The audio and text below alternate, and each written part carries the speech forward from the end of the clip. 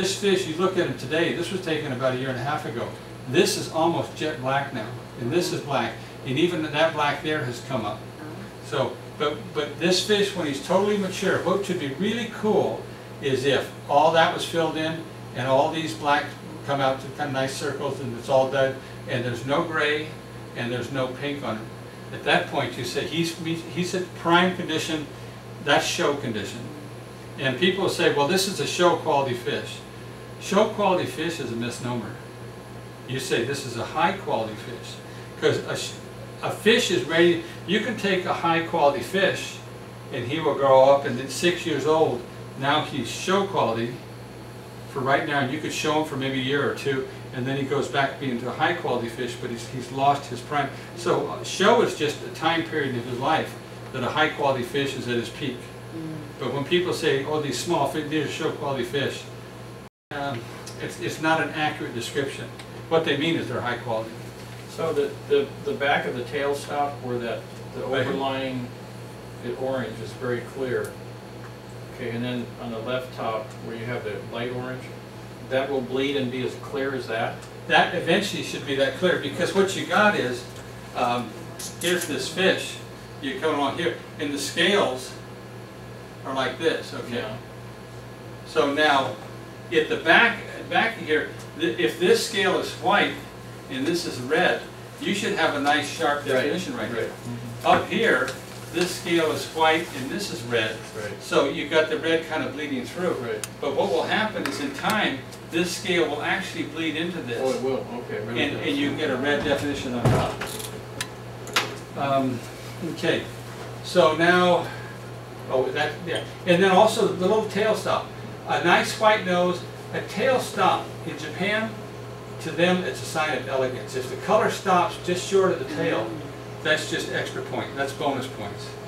I mean, if you're scaling, if this is 100 points you're going to give this fish, they give you an extra 10 points just because it had that little stop. That's a perfect tail stop.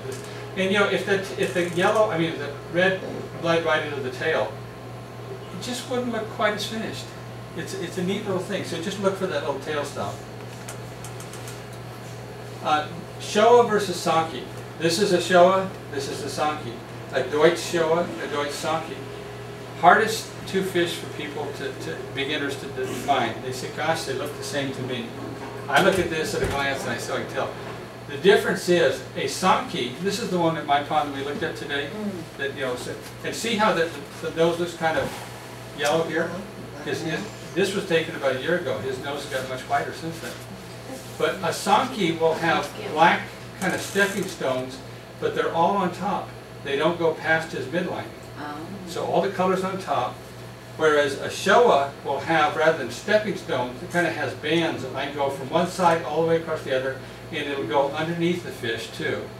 They'll typically have black on the fins, and common times they'll have black coming up on the head, where a Sanke's not allowed to have any black on his head. I thought this Showa was particularly neat because he's got this red kind of a tancho circle in his face. It just makes a pretty face.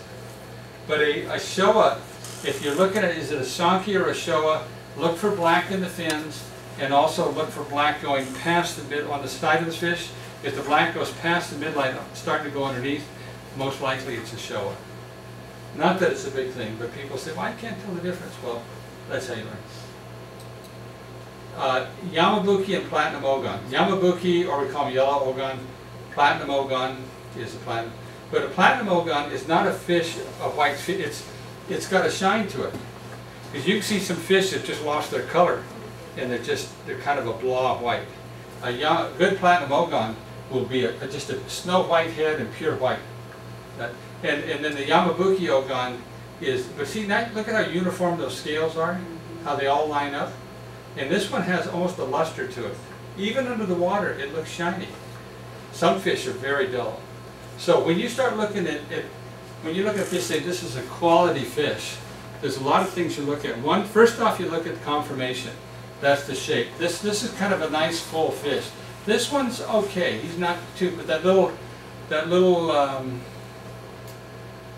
Matancho we looked at earlier had the little orange in his head, and it was extremely thin. Not a very attractive fish. You want to kind of have a little bit of a football effect. First and foremost, you look at the conformation, Then you look at the quality of the color. Like this is a real nice yellow, nice white, this is red and white. And then you look at the, one of the last things you look at is the pattern. But beginners will get all excited about a pattern. They'll say, I want a 3-step kuhaku, and this has got 1, 2, 3 bunches of color. The white might be washed out, not very good. The color's not good, but it's a 3-step, and they go out and buy this thing, bring it home, and then a couple weeks later they look and they're going, you don't look so good after all. They got caught up in the pattern. Pattern's the last thing you want to look at. But just, to me, every pond should have a yellow Ogon, a platinum Ogon, because they're a relatively inexpensive fish in that, you know, you can buy a nice yellow Ogon from $250 to $500 for a pretty nice one. And the same thing with the platinum Ogon, whereas a nice show or Sanke, you might pay 3 times that much for a real nice one. And that's in a bigger fish. The smaller one, but these are, there's only one color in these, so they're easy to breed. So they're bred a lot more. So, but they also, I can have a $2,500 Sanke or show in my pond, and I got a $600 yellow Ogon, and people come up and go, wow, look at the yellow one, isn't he beautiful? Yeah. Okay. But they show well, and they just, you get a lot of bang for your buck with the platinum Ogon and the yellow Ogon, and then you start filling in with the others. Kikokuru and versus Shirasiri, 2 completely different fish. This one, white fish with these black kind of pattern going. This one is scaleless, and it looks like somebody airbrushed it, but just 2 different fish. Madurigoi and Asagi. Madurigoi was the Japanese, after trying to make a green koi. And these things here in the sunlight kind of look like a tennis ball, that kind of yellow there, but they're a cool color. We like them in this country. The Japanese think they're so-so. You know, they didn't work for them.